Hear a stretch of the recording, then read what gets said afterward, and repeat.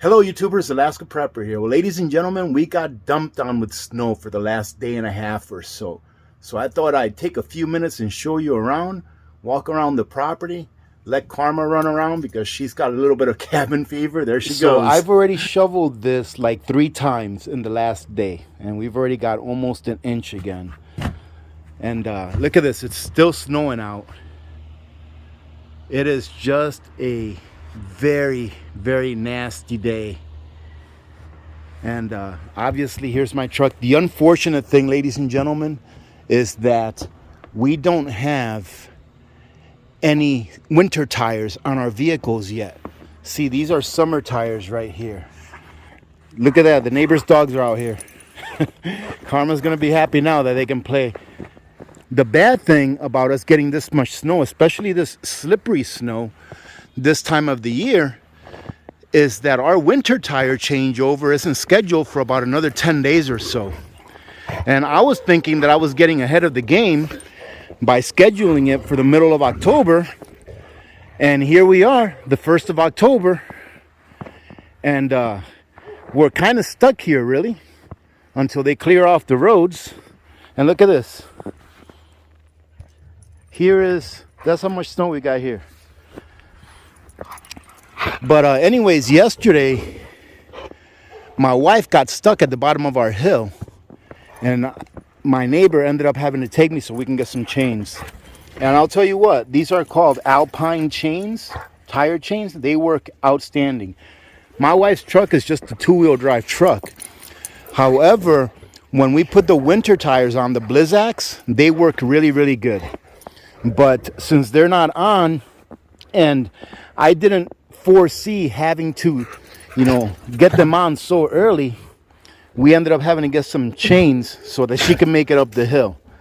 And although I do have the equipment to change the wheels myself, I was hoping that it would stop snowing today so that I can go ahead and at least change her vehicle and then change out one of my vehicle's tires so that we can get around. But it might not be until tomorrow that we do that.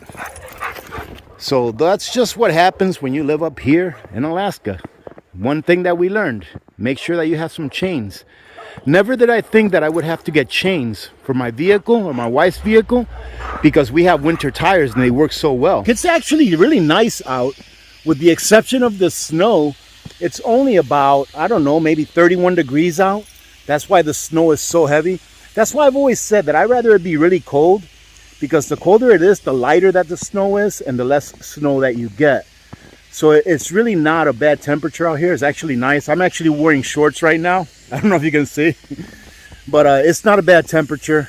I'm just waiting for the snow to stop coming down before I start cleaning everything off. And I'm not even gonna snow plow. I usually like to wait until there's about 4-5 inches of snow on the ground before I actually start to snow plow, because that first 4 or 5 inches acts as a layer that stays on top of the gravel. That way, when you're snow plowing, you're not picking up a whole bunch of gravel. I didn't put any covers or anything like that on the LP tanks because there's a little bit of a overlap on the roof. The roof goes out a little bit. So I thought that with that, it would be enough to cover them a little. But let's see how they're looking. Let's see over here. And that's not too bad. You see what I mean? With the roof overhanging like that. It's not looking too bad. It's a little bit of snow, but not a lot at all. For all of the snow that we've had, it's not that bad. And here's what the back of the property looks like. And there's Karma there. She's really enjoying the snow. This is going to be her first full winter. Last year when we got her, there was snow outside, but it was towards the end of winter. And here's the big old green tent. And what I did with the big green tent this year, ladies and gentlemen, let me show you. What I did was I took a long piece of plastic and I put it over the middle in hopes that the top of the tent will last a little longer. Usually the top of the tent, the canvas part, is the part that starts to erode after a few years because of sunlight and because of the friction of the air and the snow coming off of it. So in hopes that it'll last a little longer, maybe give me a few more years, I went ahead and put that piece of plastic on there.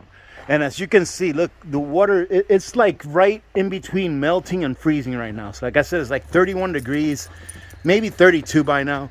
You can see that the tent is all wet. Let's go ahead and go in there and let me show you my shelf units that I put up.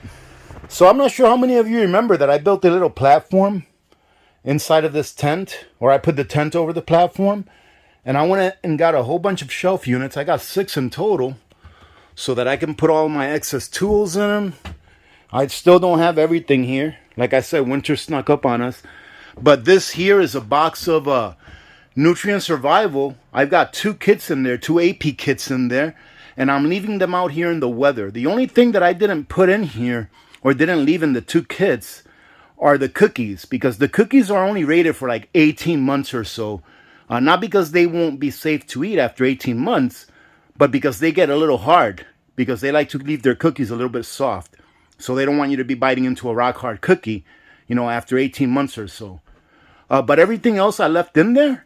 And what I'm going to do is I'm going to leave them here in the temperatures and the weather. And I'm going to take a can or 2 cans out each year to see how they do with the fluctuation in temperatures.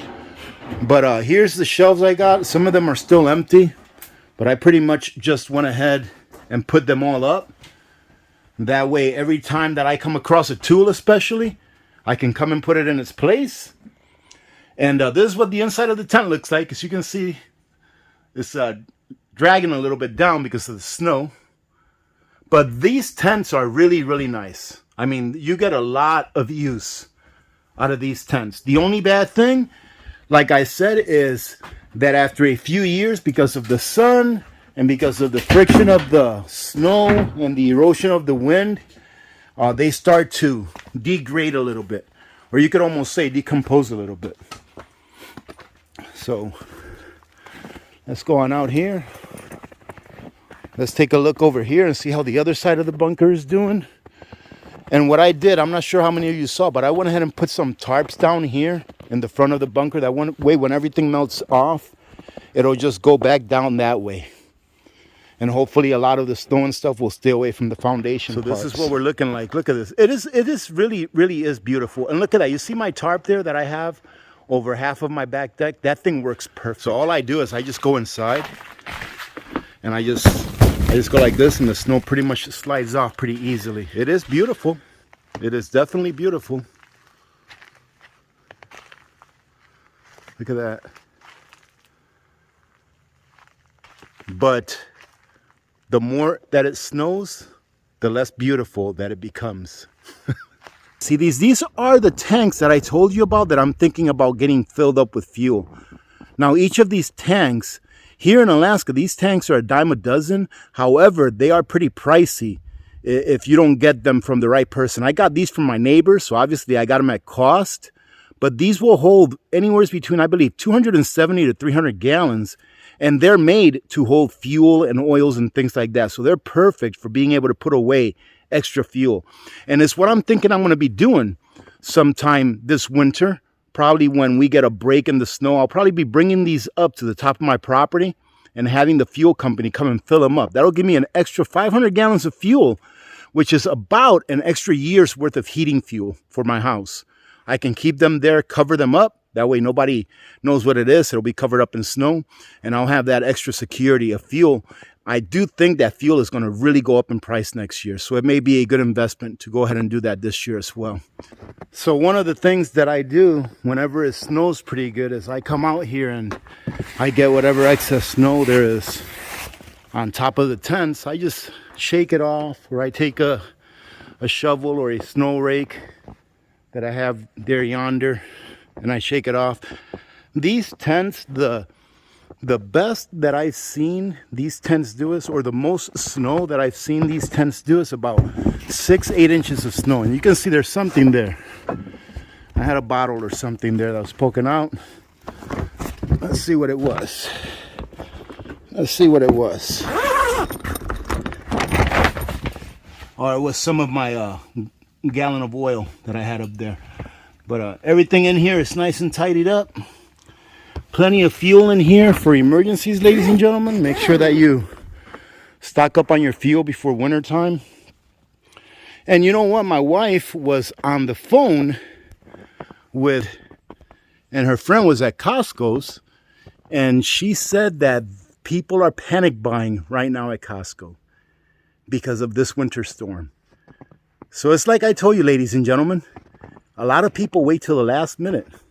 Now, do I like it that I'm pretty much stranded here for a little bit? I can get out if I need to, but those tire chains that we got, it's not recommended that you go like above 30 miles an hour with those. So, but we don't need to go anywhere. Yeah, sure, we'd like to go somewhere. We like to go into town. I was actually hoping that I could go to Costco today during the weekend to get some rice so that I can prep some rice this weekend. But it's not something that I have to do. So we can hang out here and we can allow everything to clear up in the roads. We have no problem with waiting. We have everything we need. But those people that are panic buying right now, do you really think they have everything they need and are as prepared as they should be for anything? Just this little winter storm has made people go out and panic buy. And look at this. Karma is digging in the pile of dirt. So she got through all of the snow and she's digging in that pile of dirt that I got from the potatoes. She's going to town. So ladies and gentlemen, going back to the Costco thing where people are panic buying, where does it hurt to be a little bit prepared? Have a little bit of extra fuel, have some extra food. You know, if you don't want to be prepared for a year, then don't be. But at least have enough to where you can get through something like this and not have to rush to the store and try to buy everything at once.